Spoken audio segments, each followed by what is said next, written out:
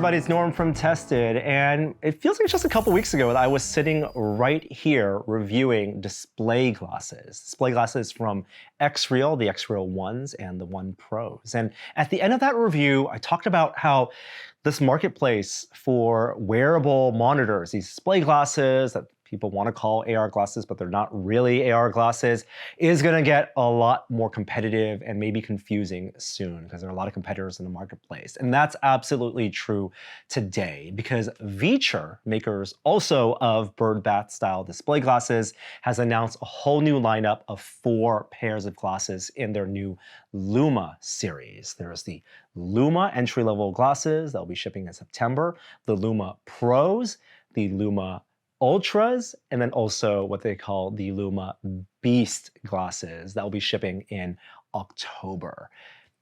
Things are about to get confusing, but I want to do my best to lay out the differences between these models as I've been using the VITURE Luma Pros for the past couple weeks. So let's dive into these pair of glasses. If you look at the VITURE Luma Pros and look at them from the side, you'll recognize these are bird bath optics glasses. So there's the micro displays, micro OLED displays at the top pointing down, very traditional, now known quantity bird bath design. But what VITURE has done for these glasses differs in pretty significant ways to what XREAL has done with the XREAL Ones. Let's talk about the panels and the optics together as a stack. The panels also are from Sony. They're Sony micro OLEDs, but they're a bit larger than what VITURE had put out in the past, as opposed to 0.55 inches. These are 0.68 inch OLEDs, and they're a different resolution, more importantly. So XREAL's glasses use 1920 by 1080 Sony panels. VITURE Luma glasses here in the Pros use 1920 by 1200. These are 16 by 10 aspect ratio displays, which I think accounts for their 52-degree field of view diagonal, because going back and forth between these and the XREAL's horizontal field of view feels very similar, with my eye about the same distance pressed against my eyes here. It's about that vertical, extra vertical space you're going to get from going from 16 by 9 to 16 by 10, which makes a pretty meaningful difference whether you're plugging this into a Steam Deck or a laptop. If you're going to be using these glasses, these display glasses, as a monitor extension for productivity or monitor mirror, having that extra real estate for web browsing, processing, coding actually is meaningful. But it's not actually just the panels that are different in terms of resolution. They're actually also brighter. And going back and forth again between the glasses, these are 1,000 nits on the Luma Pros. There's a button on the left that you can use to toggle brightness. At max brightness, noticeably brighter on the Luma Pros. If I tap that brightness dial down 2 settings, that's where I felt they were more comparable between the XREALs and the Luma Pros.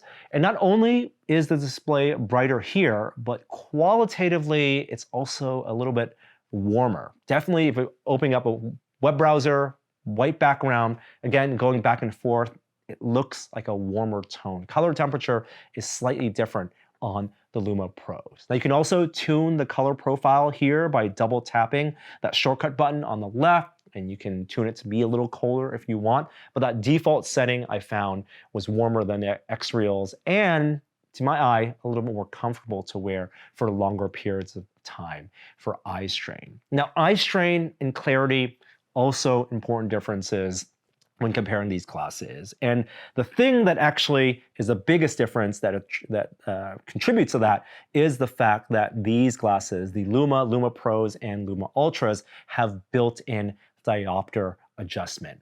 On the XREAL Ones and the One Pros, you're plugging in these prescription inserts that actually space my eyes a little bit further from the bird bath optic system, but they're tuned to my prescription. But on the Luma series here, on the first, second, and third tier of Luma series, you can actually see these dials at the top.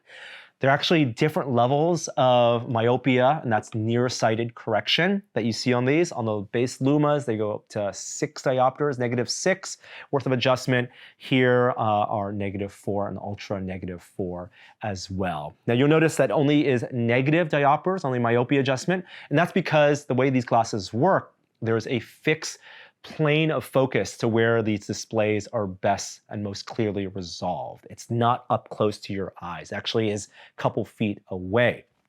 So that's why if you are a little bit farsighted, the image actually is going to look clearer. I have interesting prescriptions in that I only have nearsightedness in my left eye, about almost -2. And so it was very easy to put these glasses on, put up a sample image, and then turn the dial clockwise to get them to that -2. Now, this is not a clicky dial. It's just a soft turn dial, which also means it doesn't lock into place. So while typically, if you put this in its case, it's not going to be shifted.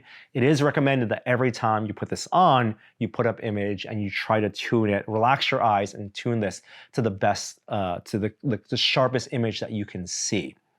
Now, that also speaks to the fundamental philosophical differences between these glasses makers and headset makers in general when thinking about built-in diopter adjustment. If you remember back in the VR headset space, we didn't see many glasses, many headsets with built-in diopter adjustment. The HTC Vive Elite had diopter adjustment, but even Apple's Vision Pro, which has automatic IPD adjustment, requires that you go buy their Zeiss lenses that perfectly match your prescription. And there's a line of thinking that you want to make sure that the user has lenses that are their exact prescription. And you can't necessarily rely on the user to adjust the diopter to match a prescription because it might not be as precise as, or it might not be as accurate to what their actual prescription is. And there's certainly a little bit of risk in that. If you have this tuned to not exactly what your eye needs, your eye might be slowly straining over time, and over time, that can have negative effects on your actual vision. So VITURE is betting on the convenience and the cost benefit of having a built-in diopter adjustment, as well as convenience of being able to share these between friends or family members who might have glasses, have them tuned without having to buy a bunch of prescriptions, but also trusting users to have these perfectly match their actual prescription needs. So that is something that you have to consider when purchasing these. They also don't adjust for astigmatisms, your cylindrical adjustments needed for your prescription. And so if you have an astigmatism, you're going to have to buy inserts no matter what. But interestingly, if you look at the way these diopter adjustments work, you can see that as I rotate this, the panel actually shifts up and down. It's not just the panel that shifts up and down, because if it was, you'd see a change in magnification in the field of view. It's actually panel and an optical lens that shifts in relation to each other. And that explains why when you shift these, clarity does change, but the size of the image doesn't actually change. You don't lose any of that sharpness on the edge. It is that 52 field of view throughout. Now that's an important differentiating detail when we talk about how built-in diopters might affect a different type of optic systems like the prism optics that you'll find on the highest end of VITURE's Luma series, the Luma Beast, because that one will have prism-style optics, not birdbath-style optics, with a wider 58-degree field of view, but no diopter adjustment, because diopter adjustment doesn't quite work when you have that extra bounce as well in that optical stack. But more on the Beast glasses in a little bit. The long and short of it is that with the built-in diopter adjustment, I found that once tuned properly, the image was really, really clear. It's still 1920 pixels wide by 1200 pixels, and it's not sharp enough that it would come off in my eyes like a 2.5K display or a 4K display. I can see the pixels, and I can even see some of the sub-pixels when you're talking about the sharpness of this. But to me, that's actually not a bad thing. If you're the type of gamer that hates compression and wants to pixel peep and wants to know when there's aliasing versus super sampling versus subsampling, putting these glasses on, plugging them in the Steam Deck, plugging them into a Nintendo Switch 2, you're gonna get a really sharp image. To a point where I was pretty impressed wearing these glasses and plugging into a Switch 2 and playing Mario Kart World versus having it playing on my big OLED 4K TV, even though technically lower resolution here. Now, The biggest difference, though, between these glasses and the XREAL's One line is there is no built-in 3D of tracking. Although, on the Pros, you do see a camera in the center. This is an RGB camera, and VITURE says that it will be unlocked to allow 6° of tracking in the future. But if you read the fine print, that 6° of tracking and any 3° of tracking that you get with this is software-based, using their Spacewalker application. So just like on the XREAL side, there was the Beam and Beam Pro accessory and the Nebula app, VITURE has their version of those accessories in a neckband that can plug into these glasses, as well as an application called Spacewalker that can run on mobile devices as well as on Windows and Mac. So you plug this into like an iPhone, for example, and Spacewalker puts up a UI where you can use it as a media player, tap into streaming services, but right now it requires that you buy this $40 USB dongle to tap into 3° of tracking, software tracking. And this dongle, which is the kind of thing that I feel like you'd want with these glasses because you don't get power pass-through. This takes power from whatever device you're plugging into. If you want to plug this into a Steam Deck, only has one USB-C port. You're going to want to have a dongle like this to pass through power as well as also feed the display to your glasses. But right now, Spacewalker requires the handshake with this dongle to unlock 3° of tracking. And it's not pass-through 3° of tracking. You're not then plugging that into a Steam Deck. It's only 3° of tracking for the native applications they have on Spacewalker, streaming to YouTube, Netflix, Disney, as well as running it as a local media player, although you can also load up 3D videos or do on-the-fly real-time 3D video conversion, which is pretty neat, although does drain the power on my phone and gets it pretty hot. Now, I mentioned playing Switch 2 on these glasses, and Switch 2 is famously nitpicky when it comes to what type of USB connections and video out you have. With the Switch 2, you can actually take this on the go with VITURE's other accessory, which they've been selling for a while now, their Dock Pro. If this looks like a USB power pack, well, that's fundamentally what it is. Pretty large portable power pack, but with a bunch of ports, 3 USB-C ports as well as HDMI as well. So the main port is that USB pass-through, so you can plug this into a Nintendo Switch, and this is one of the few devices right now that will generate the 20-volt USB handshake needed to trick the Switch 2 into thinking that it's plugged into a Switch 2 dock to enter docked mode.